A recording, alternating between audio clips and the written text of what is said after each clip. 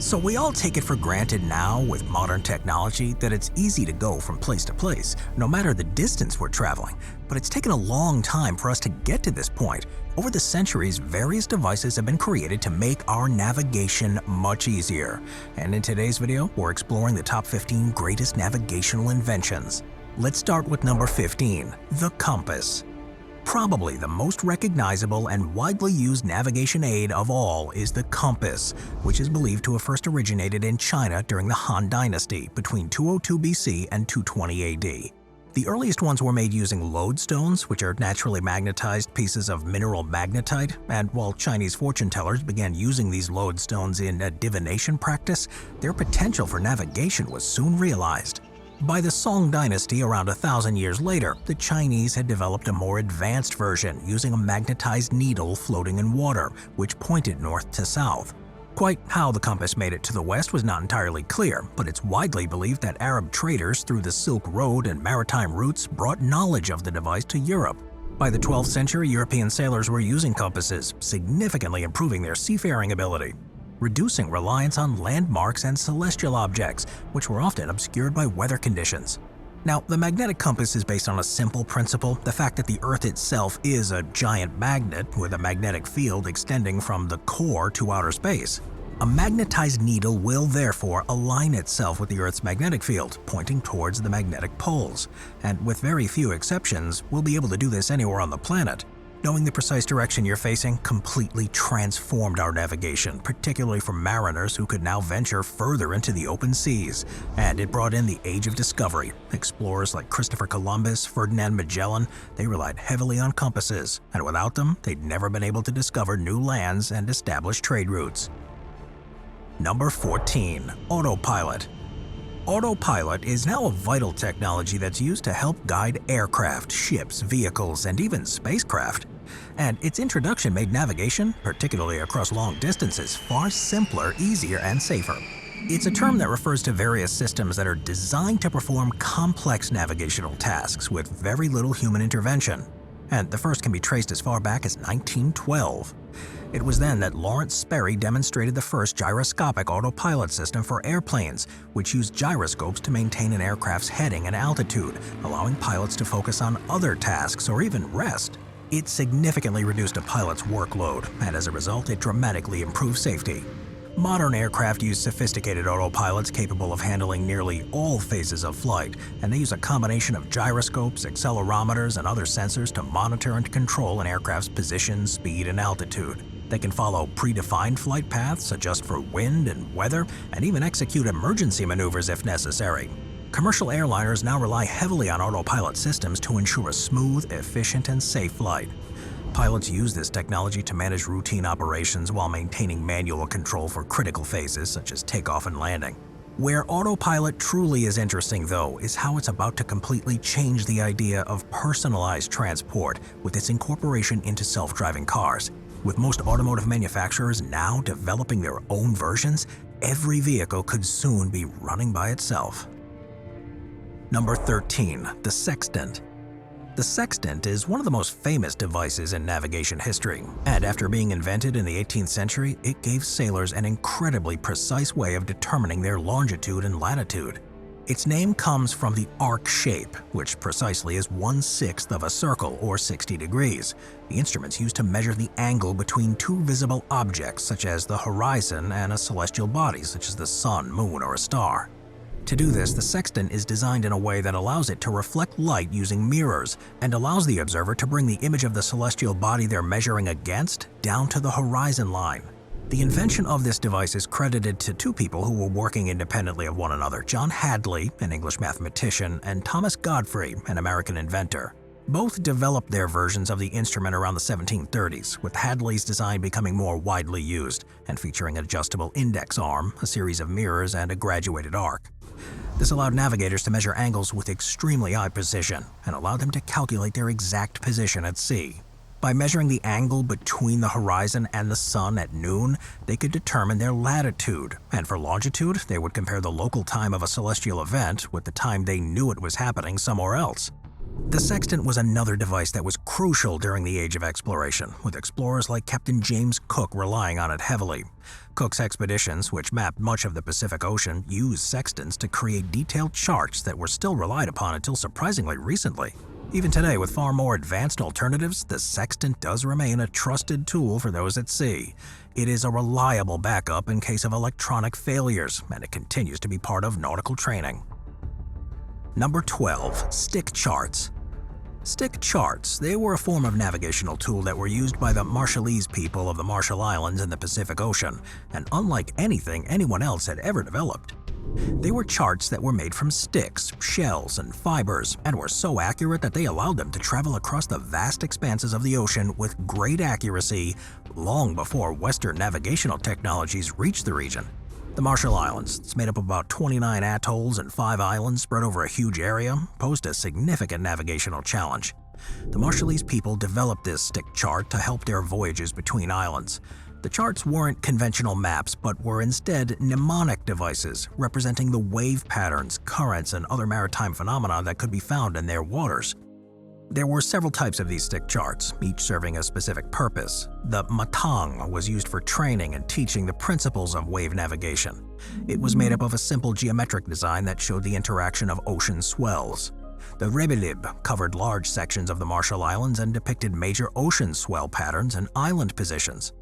The Medo, or more detailed chart, showed the wave patterns around individual islands and atolls, providing critical information for approaching the land. Now, the construction of these charts was both an art and a science. The sticks were made from coconut fronds or other flexible materials. They represented the prevailing ocean swell patterns, which are influenced by the wind and currents. Shells or small pieces of coral were tied to the sticks to show the locations of the islands or atolls. The intersections of the sticks represented the understanding of how waves interact with the islands, creating a pattern that were memorized rather than visually interpreted during a voyage. They weren't actually taken on voyages and were instead memorized. The Marshallese navigators, known as Ralik Rat, could recognize the subtle changes in the wave patterns, the feel of swells against their canoes, and the sight of distant wave reflections. Knowledge that was passed down through the generations, often in oral traditions and hands-on training. Number 11. The Echo Sounder. One of the biggest causes of shipwrecks around the world was, for centuries, the danger of running aground. Especially in stormy weather, it was virtually impossible to know how deep the water you are sailing in is, and with the ability for the seafloor to change over time, you couldn't fully rely on charts. The only way mariners could take regular readings was with lead lines, which involved dropping a weighted line marked with the depth measurement and noting the depth where the weight touched the seabed. This process was time-consuming and slowed progress, especially in deep waters or when frequent depth readings were necessary. Today, there are echo sounders, which use sound waves to measure water depth and detect underwater obstacles, and have significantly enhanced our safety and efficiency in maritime travel. The principle of how an echo sounder works is pretty straightforward. A transducer emits a sound pulse that travels through the water, reflects off the seabed or an object, and returns to the transducer. By measuring the time it takes for the echo to return and knowing the speed of sound in water, which is around 4,900 feet or about 1,500 meters per second, the device calculates the distance to the object or seafloor. This information is displayed in real time, allowing navigators to monitor the water depth. The first versions were introduced in the early 20th century, following their development by German scientist Alexander Behm and American engineer Reginald Fessenden. These early devices provided a more efficient and accurate means of determining the water depth. It's the real-time depth information that they provide that's so valuable, and it's crucial when navigating in shallow or unfamiliar water. Echo sounders alert the navigators to sudden changes in depth, allowing them to adjust their course or to avoid hazards. Number 10. The Traverse Board. The Traverse Board is a simple yet clever device that used to be used by sailors to record the ship's speed and direction during their watch, and helped with much more accurate navigation over long voyages. It is essentially a wooden board with a series of holes and pegs. The upper part of the board has a circular pattern representing the compass points, divided into 32 sections that correspond to the directions of the compass. Below this are 2 rows of holes that are used to record the ship's speed. The top row is usually divided into half-hour increments, while the bottom row records the speed in knots. Using a traverse board was pretty straightforward, and every half hour the ship's helmsman or navigator would note the ship's heading and speed. A peg would be placed in the hole on the compass to show the direction, and another peg would be placed in the hole corresponding to the ship's speed. Over the course of the watch, these pegs created a record of the ship's course and speed, which could then be used to plot the vessel's position on a chart. One of the biggest benefits of the traverse board was its ability to provide continuous, interpretable records of a ship journey. This was really important during long sea voyages, where maintaining an accurate record of the ship's course was vital for safe and effective navigation. The board also allowed for quick visual reference, making it much easier for navigators to calculate their position. Another benefit was that it required no complex mechanisms or advanced knowledge to use it. This practically ensured its widespread use on ships throughout the 17th and 18th century. It also helped sailors develop a better understanding of navigation and seamanship simply by using it, as it required them to learn how to estimate speed, understand wind patterns, and maintain accurate courses. This was crucial at a time when formal training was limited and much of a sailor's knowledge came from hands-on experience. Number 9. Chronometer. The chronometer. It was a groundbreaking invention for sailors. It gave them a reliable way to calculate their longitude when at sea. This had become a significant issue for early seafarers, as while latitude could easily be calculated using the position of the sun or the stars, longitude required knowing the precise time at a known location, usually Greenwich Mean Time, while also knowing the local time at the ship's current position. Before the chronometer, methods such as dead reckoning and celestial navigation were imprecise and often led to significant navigational error. The first marine chronometers were designed by John Harrison, an English carpenter and self-taught clockmaker. He dedicated his life to solving the longitude problem, and after several versions, he succeeded with his fourth model, known as H4 in 1761. Unlike previous timekeeping devices, Harrison's chronometer maintained exceptional accuracy despite the motion of the ship and variations in temperature and humidity, which would interfere with the operation of other clock designs. The H4 chronometer looked like a large pocket watch and had a number of innovative features. Harrison used a temperature-compensated balance wheel and an advanced escapement mechanism to ensure the device kept accurate time. This meant that sailors could work out their longitude within a few nautical miles, which was a major improvement over previous methods that made the difference between a voyage success or failure. It soon became the essential tool for explorers and naval officers, and it was Captain James Cook's successful use of one on his second voyage to map the South Pacific, which was done with unprecedented accuracy, that led to it being used across the British Royal Navy. The earliest ones weren't perfect though, and the development and refinement of marine chronometers continue through the 19th century, with manufacturers such as Thomas Earnshaw and John Arnold contributing further improvements. By the mid-19th, chronometers had become even more reliable and were standard equipment on every vessel used for long-distance voyages. Number 8. Radar. Radar, which stands for radio detection and ranging, is more commonly thought of as being a way to detect aircraft because of its importance in warfare, but it also had a major impact in the way that ships are able to navigate. Developed in the early 20th century, it changed the way that navigators could detect, identify, and avoid obstacles by providing real-time data. The basic way radar works is by transmitting radio waves and then analyzing the echoes that return after bouncing off objects. A radar system is made up of a transmitter, which sends out the radio waves, and a receiver, which picks up the reflected signals. By calculating the time it takes for the radio waves to return and the strength of the return signal, radar systems can determine the distance, speed, and sometimes the shape of objects. In maritime navigation, radar is indispensable. It provides sailors with a real-time, all-weather means of detecting other vessels, land masses, and hazards. It is crucial in poor visibility conditions such as fog, heavy rain, or during the nighttime, and allows ships to navigate safely through congested water. These systems can calculate the closest point of approach and help navigators make informed decisions. In aviation, radar is just as important. It enables air traffic controllers to monitor and manage the movement of aircraft in a controlled airspace, ensuring safety. Primary radar detects aircraft by reflecting radio waves off their surfaces, while secondary radar surveillance interacts with transponders on planes to provide additional information, such as altitude and identification codes. Its role in weather detection is also pretty critical for safety on sea and in the air. Weather radar systems help identify and avoid hazards, weather conditions such as thunderstorms, turbulence, and wind shear, which can pose significant risks to safety. Moving on to number 7, navigational lights. When you see a ship or a plane, particularly at night, you'll see colored lights on them. Known as navigation lights or running lights, they're critical features that provide visual cues to help identify the position, heading, and status of vessels and aircraft, especially during low visibility conditions like fog or heavy weather.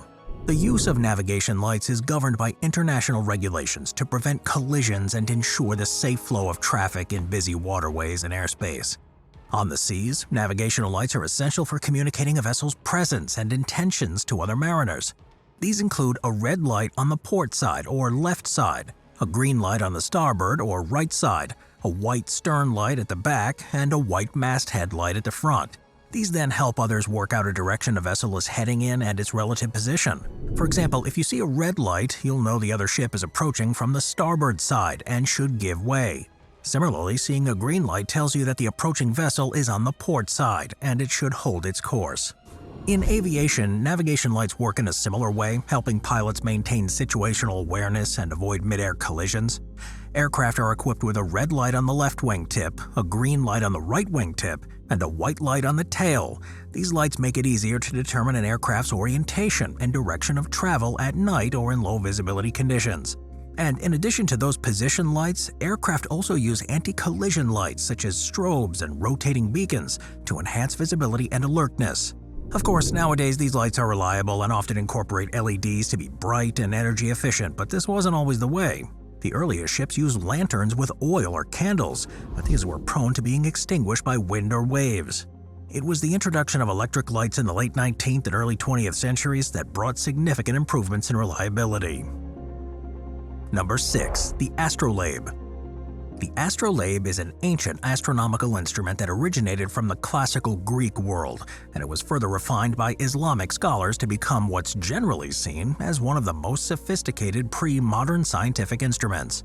The name comes from the Greek words astron, which means star, and lambanon, which means to take. This device essentially is a portable model of the universe, and it's made up of several key components. There's the mater, or base plate, the tympan, or the climate plates, the rita, or the star map, and the aldade, or sighting rule. The mater is the main part of the astrolabe, into which the tympans fit, each engraved with a projection of the sky for a particular latitude. The rita is a rotating framework that represents the ecliptic and several prominent stars, and by rotating it, users can simulate the motion of the stars and the sun. After being improved by Islamic scholars during the medieval time, reached Europe through Islamic Spain, where it became an essential tool during the Renaissance. By measuring the altitude of a celestial object, such as the sun or a star above the horizon, you could calculate your position north or south of the equator. By comparing measurements alongside tables of celestial coordinates, you could know your latitude. The astrolabe became important far beyond just navigation, though. It became a much relied on timekeeping device. It could help determine the time of day by measuring the sun's altitude or by aligning the rete to match the star's position. That was really important in the Islamic world for keeping track of prayer times. Number 5. The AIS. The Automatic Identification System, which is known as AIS for short, was developed mainly to prevent collisions and improve maritime traffic management. It was first introduced in the late 1990s and became mandatory for certain classes of vessels under the International Maritime Organization's Safety of Life at Sea regulations by 2004. The system uses VHF radio frequencies to transmit and receive information between ships and shore-based stations. Each vessel equipped with an AIS sends out regular broadcasts containing its unique identification, position, speed, course, and other relevant data. These broadcasts can then be received by other AIS-equipped vessels and shore stations within range, usually up to 40 nautical miles, although satellite AIS can extend this coverage significantly. The main intent behind AIS is to avoid collisions. By providing real-time data on nearby vessels, it allows mariners to maintain situational awareness. This capability is crucial in reducing the risks of accidents, particularly in poor visibility conditions or at night when the visual detection is limited. Ships and rescue coordination centers can pinpoint quickly the location of a troubled ship and coordinate a response. For port authorities and maritime traffic control centers, it's a powerful tool. It allows them to monitor ship movements within harbors, along coastlines, and through critical waterways. This capability helps in optimizing traffic flow, reducing congestion, and ensuring a safe passage. In recent years, the satellite AIS has expanded the reach of this data collection to uncover the entire world. This involves satellites equipped with AIS receivers that capture data from vessels beyond the range of terrestrial VHF signals, and its improved awareness, enabling the tracking of ships even in remote and open ocean areas. Something that's really valuable for monitoring the movements of large fleets, tracking illegal fishing activities, and ensuring security of maritime trade routes. Number 4. Chip log. The chip log, also known as the common log or ship log, is a simple instrument that was historically used by sailors to measure the speed of their vessel. This device played a critical role in navigation before the introduction of modern technology, enabling mariners to estimate their ship's speed and therefore the distance they've traveled. The chip log is made up of a wooden board, or the chip, that's attached to a line that has knots at regular intervals, along with a method of measuring time. When being used, the chip is thrown overboard at the stern of the ship, and as the ship moves forward, the line unravels. The speed of the ship is calculated by counting the number of knots that pass through the sailor's hands over a fixed period of time, with the length of the line that's released giving the ship's speed in nautical miles per hour or knots. The first chip logs were used in the early 16th century, and they became pretty commonplace in the 17th and 18th. The development of the tool was a significant advancement in maritime navigation, as it provided a relatively accurate and consistent method for measuring a ship's speed. Using the chip log, though, did require skill and coordination to get a reliable reading, with the sailor needing to throw the chip overboard at the correct moment, ensure the line unraveled without tangling, and being able to accurately count the knots while watching the timer. This method also did have some major limitations, with factors such as the state of the sea, currents, and wind potentially affecting the accuracy of the speed measurement. Still, it was much better than any alternative at the time, and it would be hundreds of years before something more reliable was introduced. Number 3. Loran. Loran, which stands for Long Range Navigation, is a terrestrial radio navigation system that was developed during the Second World War. It would go on to play an important role in maritime and aerial navigation, giving reliable means of calculating a position over long distances, especially in regions where other navigational aids were unavailable. The development of this system began in the US in 1940 because of the need for precise navigation systems to support military operations. The project, which was initially top secret, was led by the Radiation Laboratory at the Massachusetts Institute of Technology, or MIT, with the first operational Loran system becoming operational in 1943, and being extensively used during the latter part of the war and providing Allied forces with a significant strategic advantage. Stations are organized into chains, normally made up of one master station and several secondary stations. Each station in a chain transmits synchronized pulses of low-frequency radio waves, and a receiver on a ship or aircraft picks up those signals and calculates the difference in arrival times, known as time differences, from pairs of stations. By plotting these TDs on a specially designed chart, navigators can determine their precise location. The initial version of it had a range of about 600 to 1,200 nautical miles, depending on the transmitter power and the atmospheric conditions.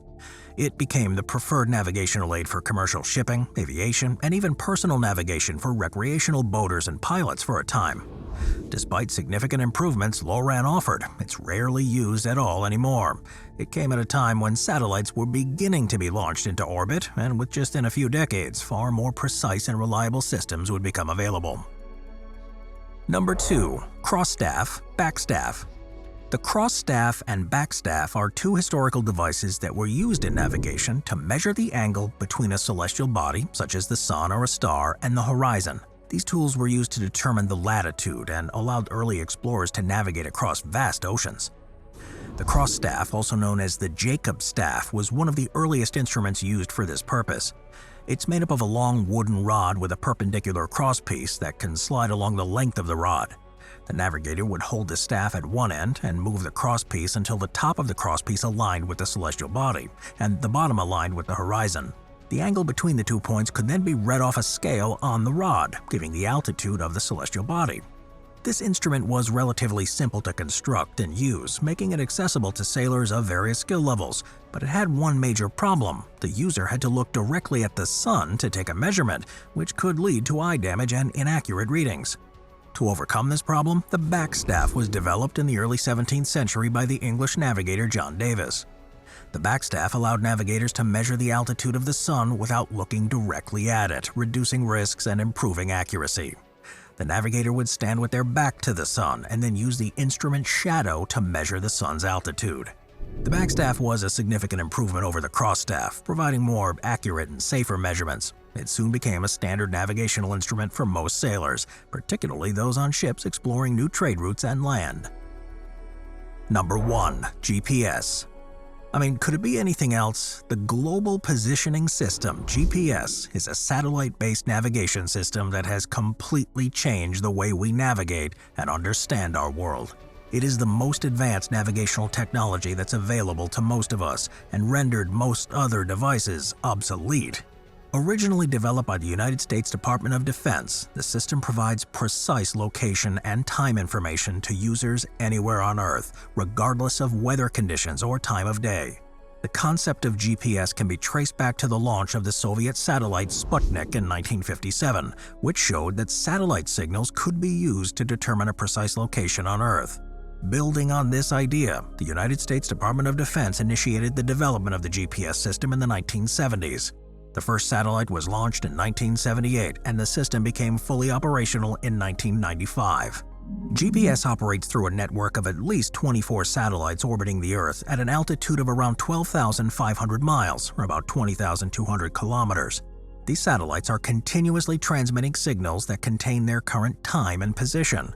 A GPS receiver on the ground picks up signals from multiple satellites and uses the time it takes for each signal to reach each receiver to calculate its distance from each satellite. By triangulating these distances, the receiver can determine its precise location, often within a few feet. Unlike other methods like Loran, the fact that the signals are being transmitted from space makes all the difference. Weather systems don't interfere with the signal as much, and unlike land-based alternatives, they aren't blocked by mountains or other large objects.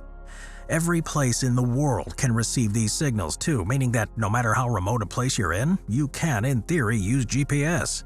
There are some limitations, though, with the accuracy being affected by factors like certain atmospheric conditions, signal blockage by buildings, and multipath errors that are caused by signals being reflected. To address those issues, systems such as the Wide Area Augmentation System and Differential GPS have been developed to enhance accuracy and reliability. The success of GPS has also led to the development of other global navigational satellite systems, such as Russia's GLONASS, the EU's Galileo, and China's Beidou.